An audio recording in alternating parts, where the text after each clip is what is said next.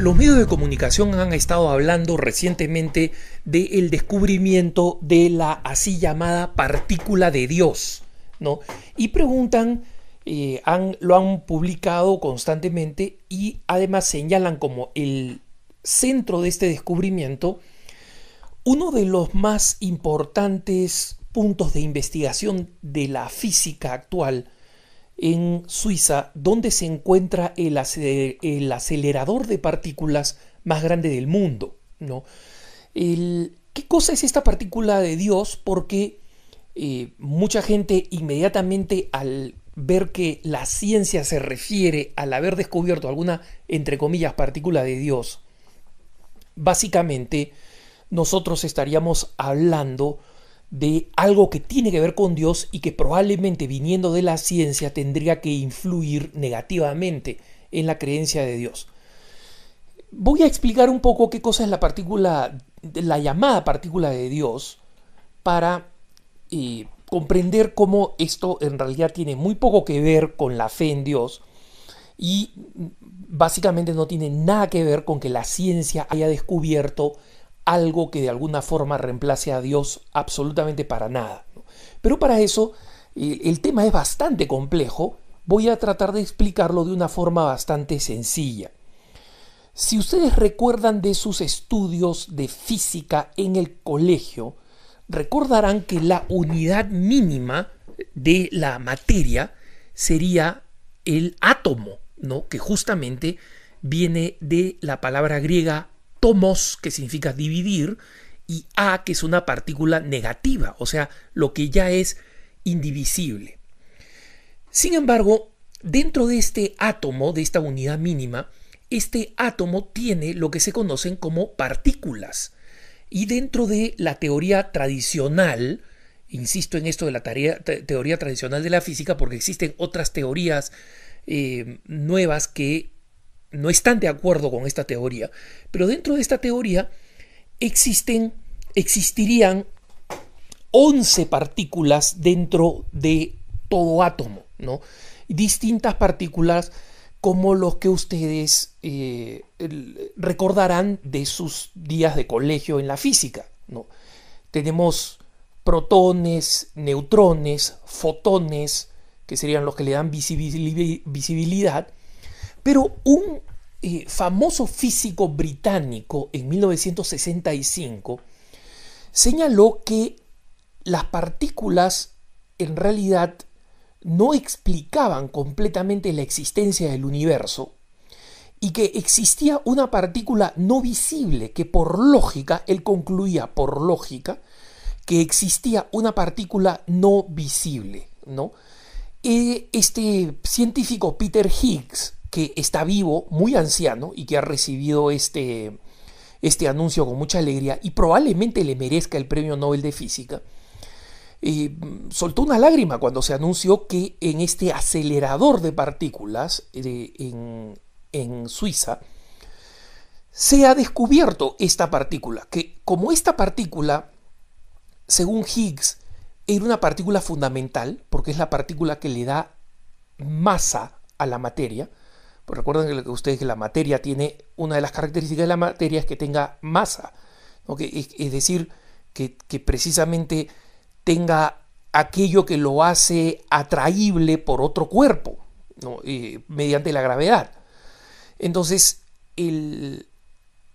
obviamente, esta partícula es fundamental para explicar funciones vitales en la existencia del universo.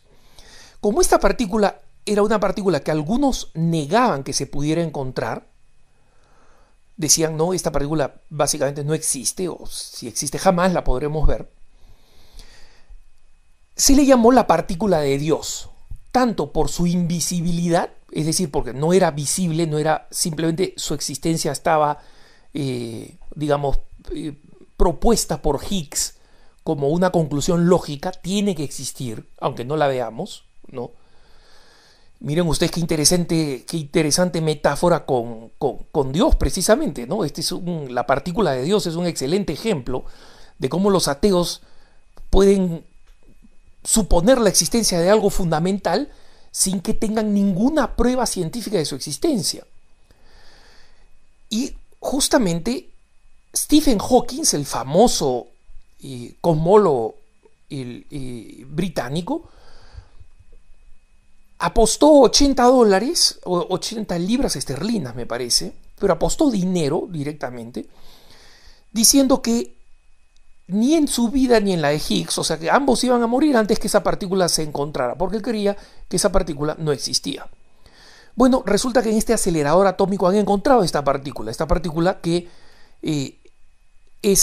vendría a ser la partícula número 12 del átomo, la única partícula que hasta ahora no se conoce y que se le conoce como el seno de Higgs, le decían a esta partícula, que lleva el nombre de justamente quien propuso su existencia, y algunos le llaman la partícula de Dios porque era, como digo, invisible y tiene esta tremenda importancia de la masa, de proporcionar la masa a los cuerpos físicos.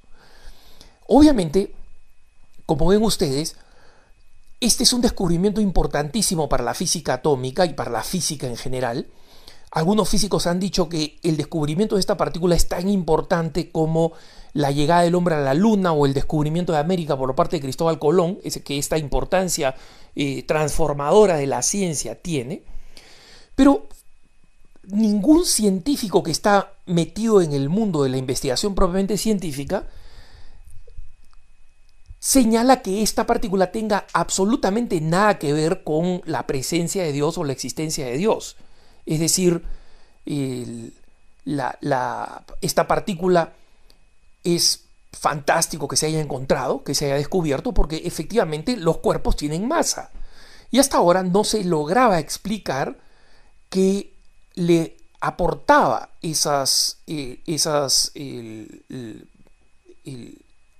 realidad característica a la materia, el hecho de tener masa. No se sabía. Y obviamente el hecho de que se descubra esta partícula adicional que explica de dónde proviene la masa de los cuerpos físicos, esto precisamente es algo fascinante, demuestra la maravilla de la ciencia, demuestra la grandeza del cerebro humano, la perfección del cerebro humano, pero deja en el aire las preguntas, exactamente las mismas preguntas y las mismas discusiones que vamos a tener con los ateos, ¿no? Los ateos dicen que esta maravilla del universo y esta maravilla de la mente humana que es capaz de entender el universo es fruto de la casualidad. Nosotros decimos que es fruto de un Dios creador. Y ellos no tienen ninguna prueba para decir lo que dicen. Y nosotros tenemos pruebas que para ellos son insuficientes. Entonces ellos también van a decir lo mismo que nosotros decimos. Ustedes no tienen pruebas para decir lo que dicen. Con la diferencia que nosotros aceptamos el papel de la fe en nuestra afirmación de la realidad. Ellos no se dan cuenta que tienen una fe en la irracionalidad de la naturaleza. Es decir, creer que la naturaleza haya terminado siendo, que el universo haya terminado siendo lo que es, producto de la pura casualidad, es una opción de fe. La ciencia no tiene cómo demostrar que es así. Y el descubrimiento de esta partícula no tiene absolutamente nada que ver con Dios, en sentido de cuestionarlo, afirmarlo o negarlo. No, simplemente no tiene nada que ver. Para nosotros, los que creemos en Dios, este descubrimiento es fascinante porque nos vuelve a mostrar la enorme complejidad de este cosmos y cuya complejidad nos habla precisamente de una inteligencia creadora primigenia y nos habla de la magnitud de la inteligencia humana que puede llegar a estos niveles científicos y en consecuencia ayudarnos a comprender lo que significa que los seres humanos hayamos sido creados a imagen y semejanza de Dios. O sea que para aquellos católicos que se encuentran con algún ateillo de medio pelo que les viene a decir, ahora se ha encontrado la partícula de Dios, simplemente pregúntale, a ver, explícame qué es la partícula de Dios y se van a dar cuenta que el 99% no tiene ni idea de lo que está hablando. Y los que tienen idea, si son honestos, van a comprender que no tiene absolutamente nada que cuestionar al Dios en el que nosotros creemos y esperamos que ellos algún día también crean. Que tengas un buen día.